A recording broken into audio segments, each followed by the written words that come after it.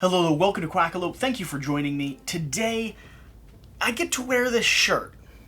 Well, that might not be quite the reason you're here. Today I get to show off a Kickstarter preview for Token Terrors and Token Terrors Battlegrounds, but I also do get to wear this shirt for the first time. I really have been saving it because I wanted it to look as nice as possible for this video, so it's kind of both. You just didn't know you were coming for the shirt, you thought you were coming here for the game. So with all that being said, we might as well start digging into exactly what this game is and exactly how I'm going to cover it. So we already have a gameplay out of Token Terrors Battlegrounds, so if you're interested in the mechanics and how the game actually runs, I recommend swinging over there to dig in. I'm going to give a brief overview of what a turn or a sequence of turns might look like, and then I think in this video, I'm going to start digging into a little bit more of the strategy or the nuance that is here in the game, because if I'm going to be honest, some of the most rewarding parts of this game do come in line with some of the most difficult parts to learn. When you first sit down with it, you're trying to wrap your brain around how these area of effect controls and actions and your terror and all of these abilities start chaining and manipulating the board. And so I thought with this preview video, I would talk about how those mechanics might work in your game, to hopefully give you as good of an impression as possible as to what your gameplay experience or what your in-depth experience might be like. So with that being said, Token Terrors and Token Terrors Battlegrounds are actually technically two kind of intertwined products. The first is going to be the tokens themselves, little die-sized token miniatures that not only have a game built around them, but you can also order these individually. And the reason that exists is because the original creation of these had to do with Magic the Gathering. Coming up with little iconographies or tokens that you could represent your Magic the Gathering token cards. So when you needed to spawn, let's say, different mechanoid tokens, like this card would indicate here, we have a Thomper, then you could actually have miniatures to reflect those and exist in your Magic the Gathering sphere. Now, clearly, as I'm talking, you can go ahead and tell that, I'll admit it, I am not an in-depth Magic the Gathering player. I have played sealed leagues, I enjoyed the heck out of them, but I don't know enough to talk about the value or interest in them. But some of you might, so I figured I would mention that right off the top. What I am, however, is an RPG player, and that is where, for me, these minis really start to shine. So some of the B-roll that you're seeing, you'll see that these are resin and hand-painted miniatures. That being said, the official plastic versions of these are going to be incredibly sturdy, little dice-sized minis that you can toss into a bag, toss into a backpack, and then grab a handful of when you need an army of approaching goblins, when you need soldiers to guard the wall, you need wyverns to soar down from the skies and pick up your heroes and potentially drop them off the edge of a cliff. Really, I am thrilled and excited about the opportunities that exist around these tiny little, totally durable and adorable miniatures. So if you're a Magic the Gathering player or you're an RPG player, there's a lot of utilities in these. That's all I'm going to touch on that though. Now let's start talking about the game itself, Token Terrors Battlegrounds. This is a two-player game built around a 7x7 gridded battlefield where you're going to be first drafting your units and then facing off against your opponent's units. This is a two-player game and plays in about 30 minutes.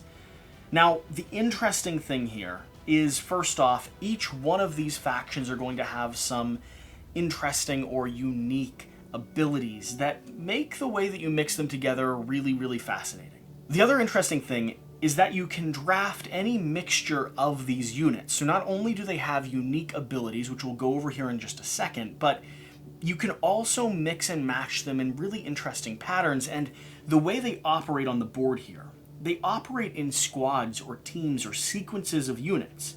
And so you're really doing everything you can to keep groups together and move in a very tactical pattern so that you can outsmart or outthink your opponent.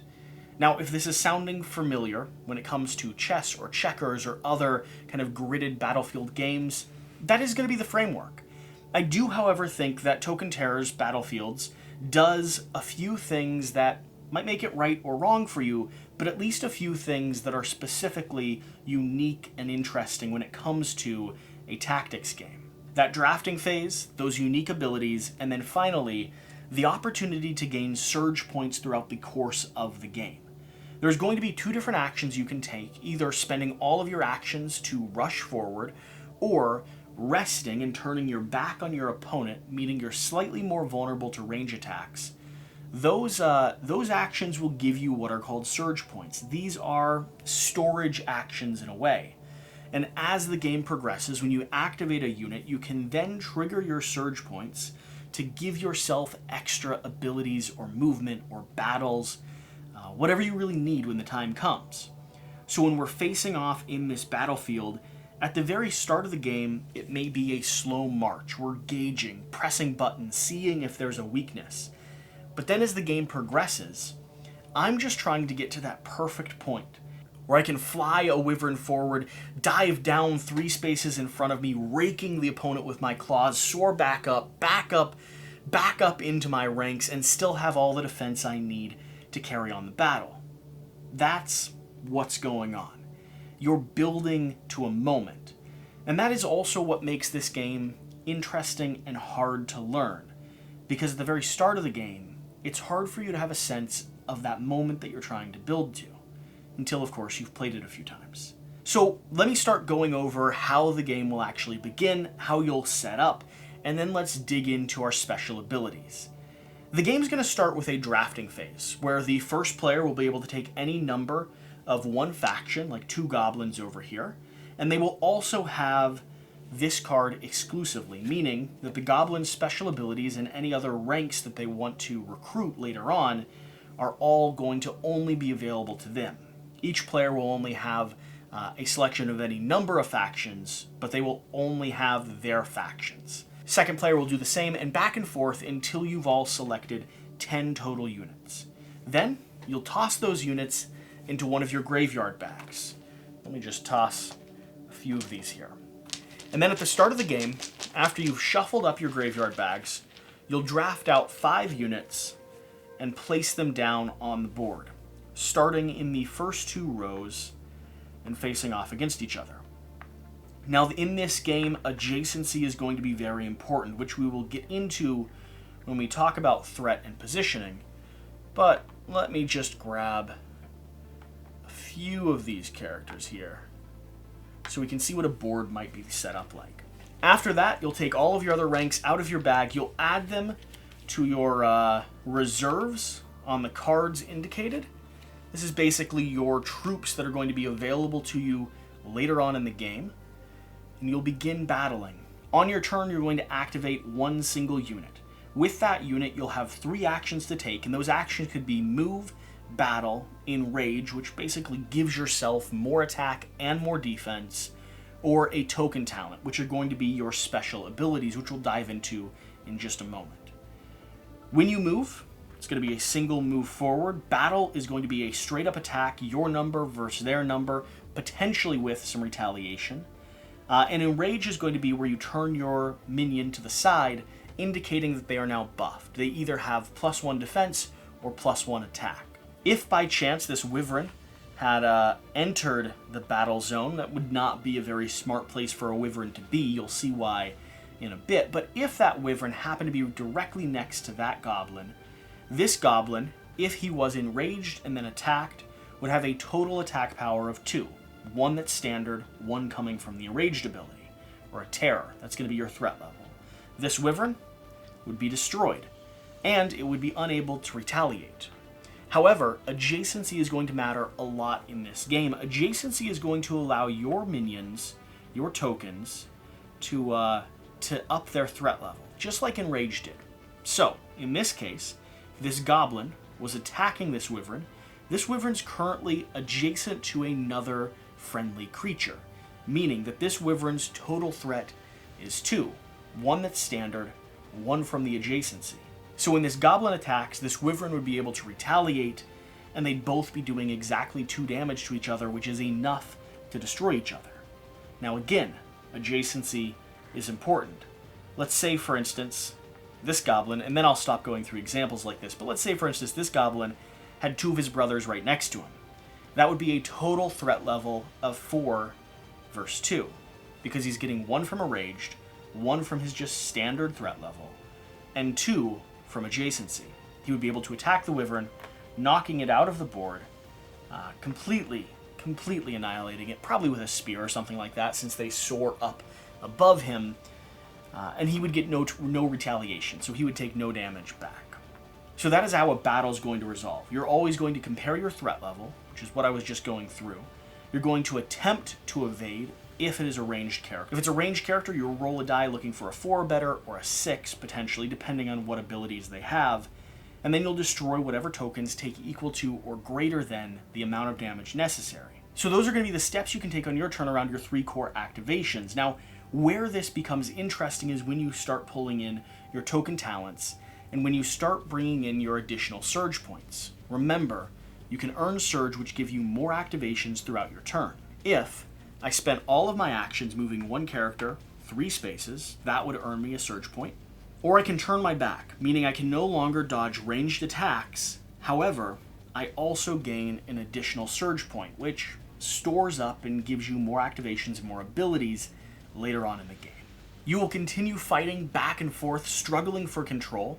Whenever you have less than 4 figures on the board, or 4 tokens on the board, at the end of your turn, you will always spawn back in, meaning that you're trying to get through not only the characters on the board, but also the other players' reserves.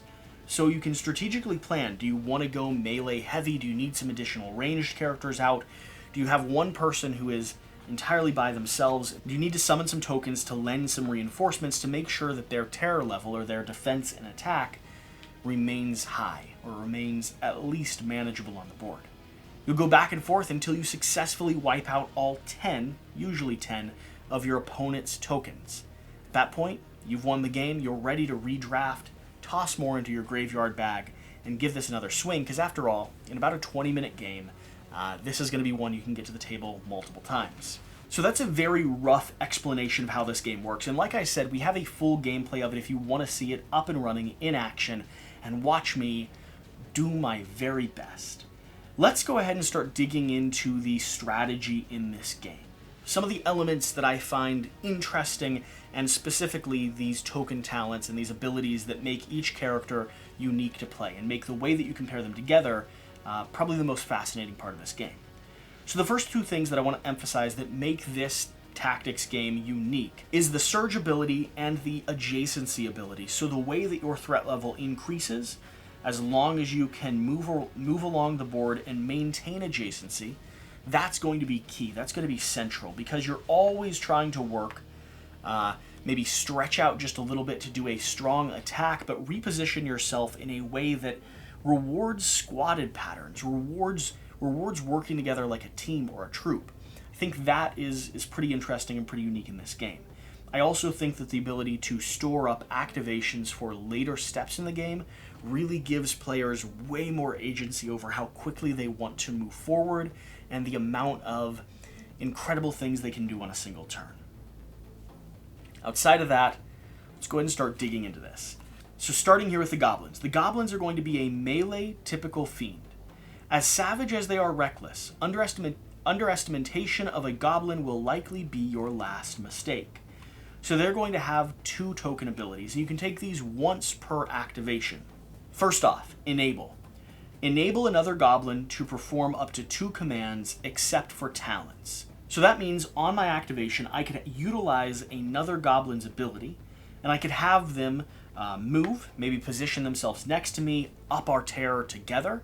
I could have them battle, maybe they're in the perfect position to take a strike that the opponent wasn't seeing, or I could have them swivel around and enrage, just giving them a defense or an attack buff for that one moment of the game.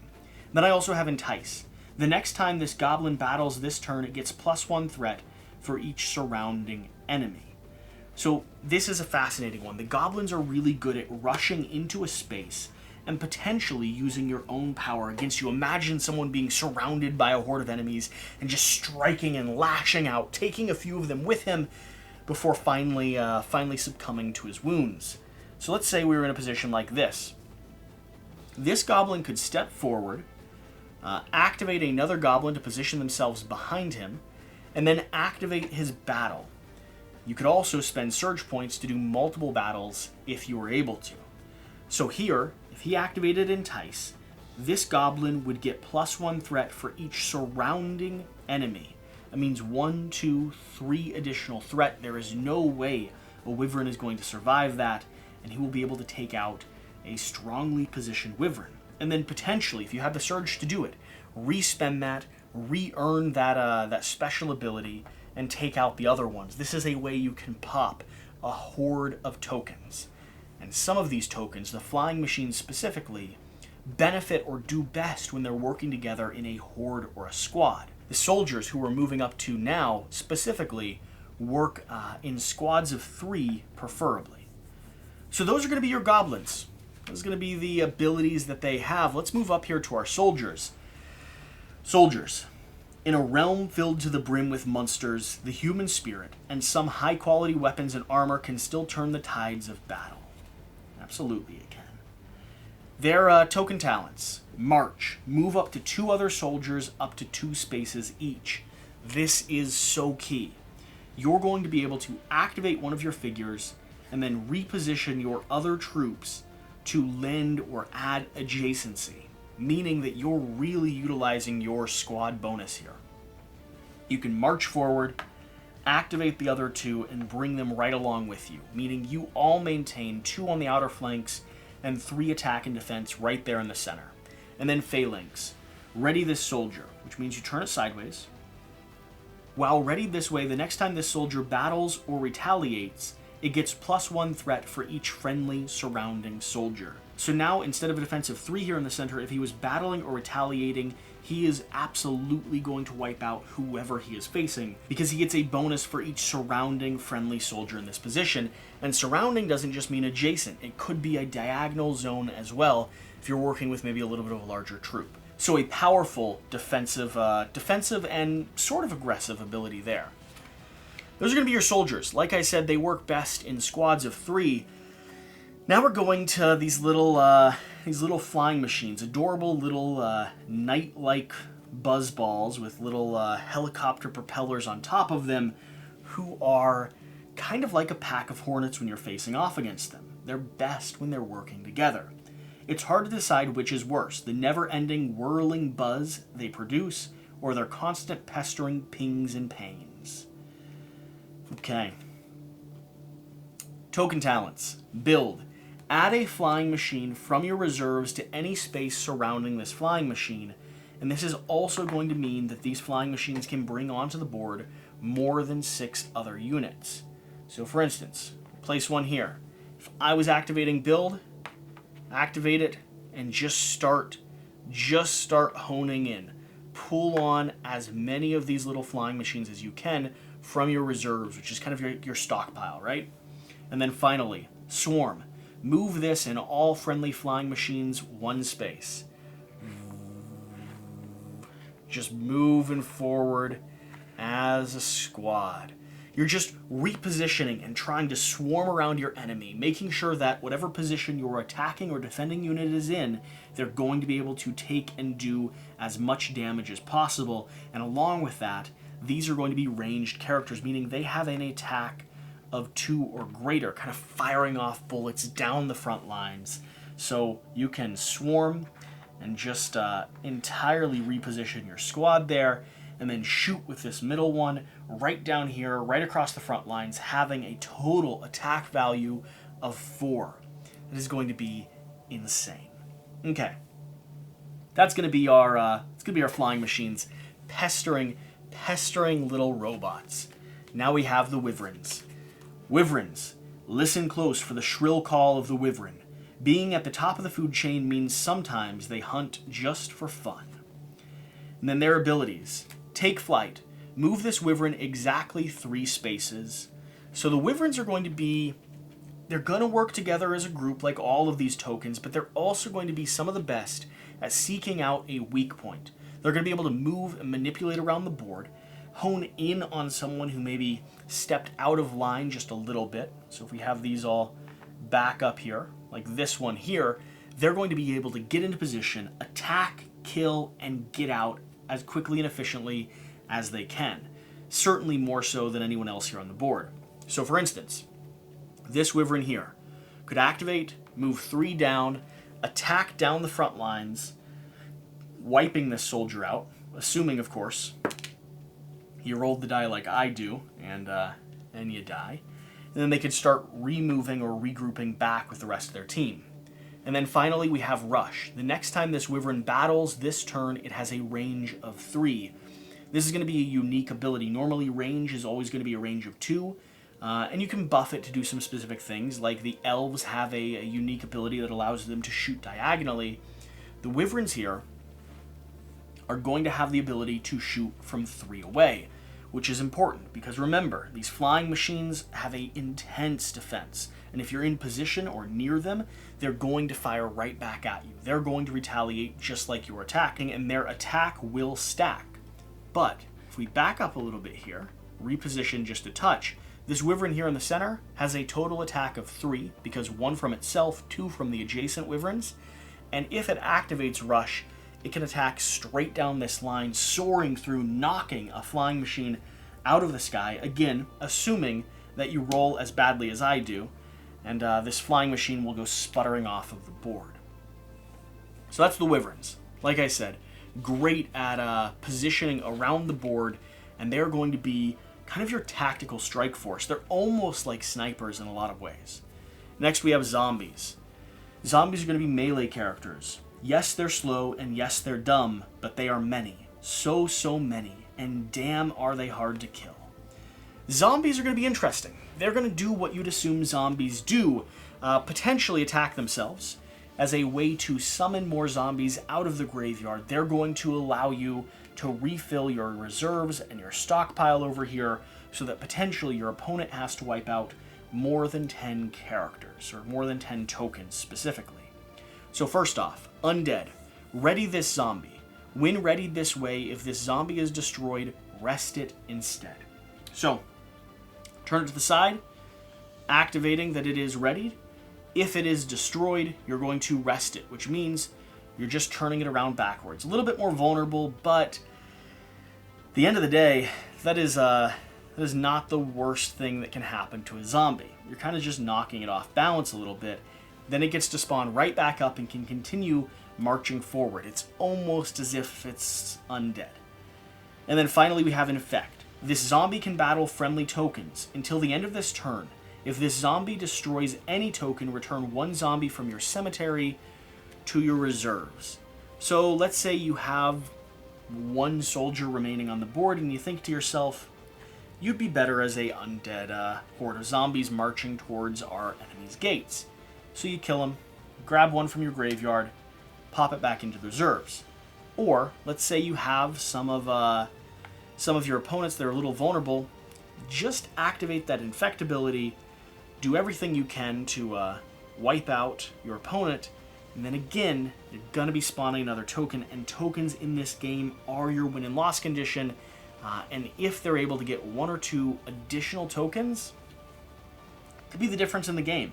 You're going to have to play very tactically and very smart to work your way around the undead kind of revolving masses.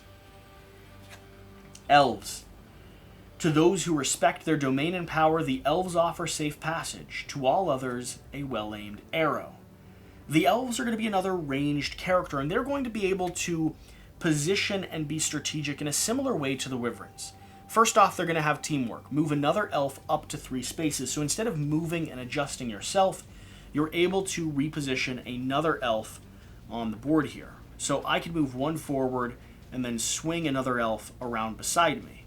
This repositioning is going to be very strong, especially, like I've said multiple times, when we're talking about targeting and adjacency. And then we also have Sharpshooter. The next time this elf battles this turn, it battles diagonally at a range 2. That is going to be super powerful. Diagonal attacks are not going to get retaliation. You can also do a diagonal attack if you're directly adjacent to someone and you spend 2 of your activation or 2 of your surge points. Those are not going to get retaliation attacks. So this elf here is going to be able to fire in a diagonal line directly down, potentially hitting and knocking out this Wyvern, again, assuming you roll as poorly as I do. So that's going to be the Elves. Positioning, a little bit more movement. They can work a little bit better as a squad than the Wyverns can. They also have some advanced abilities when it comes to the way that they can attack and manipulate the board. The Wyverns have that range. The Elves can strategically position themselves so that you cannot fire back at them. And then finally, we have the Swamplings here. Now the Swamplings are going to be a very special unit. They're specifically for Kickstarter, so if you're interested in supporting this, swing over there. As far as I'm aware, this is a unlockable community goal, so, you know, I'm not promising that it'll be in the box, but I sure hope it will be. Who doesn't want some moderately puke green goblins that are hanging out here on the board? Swamplings. Few goblins are green, but those that are seem predestined for a short existence of chaos and blood. I mean, who isn't predestined for a short existence of chaos and blood? Any RPG player knows that that's almost exactly what you're signing up for. Token talents. We have Spear Skewer. Until the end of this turn, the Swampling may battle at a range of 2, so this is going to be a melee unit that has a little bit of reach as long as they activate that ability. Pretty powerful, especially when you're striking other melee units, because they're not going to be able to retaliate the same way that a ranged unit might be able to. And then finally, we have a Kickstart trait. When you rest a Swampling, if you have 0 surge points, gain 2 surge points. This is a really cool ability. The reason being is as you spend your surge points, you might drop down to 0 here, meaning the X is on the top of your indicator. If you rest, turn your back to the opponent, making yourself a little bit more vulnerable to ranged attacks, but in a lot of positions you can really plan around this. You're going to pop all the way back up to 2. The Swamplings will really encourage you to utilize and spend your surge so that you can activate their Kickstart ability and hopefully bump that back up, giving you a little bit more momentum in the game and a little bit more tactical advantage when it comes to just activating your special abilities. It can be very advantageous to have a lot of this, but it can also be really good to use it and pepper it throughout the course of the game. Always getting an extra activation or 2 every single turn, or nearly every single turn, that could be a real game changer when it comes to showing off with your opponent. So I think that is a breakdown of all of these different factions. Now, like I said, the interesting thing is at the start of the game, you're going to be drafting from them. And so all of these different abilities start pairing and chaining and mixing together when you toss them into your graveyard bag, draw them back out, and determine exactly what your starting lineup is going to be. And then as tokens get removed from the board, you're able to summon and draft and position and hopefully wipe your opponent out entirely. Whatever the case, I hope this video has been some interest to you. I wanted to show off some of the elements that I think are really interesting about this game, some of the elements that I didn't understand when I first started playing it, but the more sessions I was able to get down to the table, I was able to not only lean into the strategy, but also enjoy the way that everything pairs together and the way these tactics work together. Hopefully I've been able to show this game off, give you a good example of what it feels like to play and what some of the late game strategies might be. And if you've watched this video and you found it helpful or beneficial, swing over to the Kickstarter page and leave a quack in the comment section over there. Just letting them know that you appreciated the content we're doing over here on Quackalope.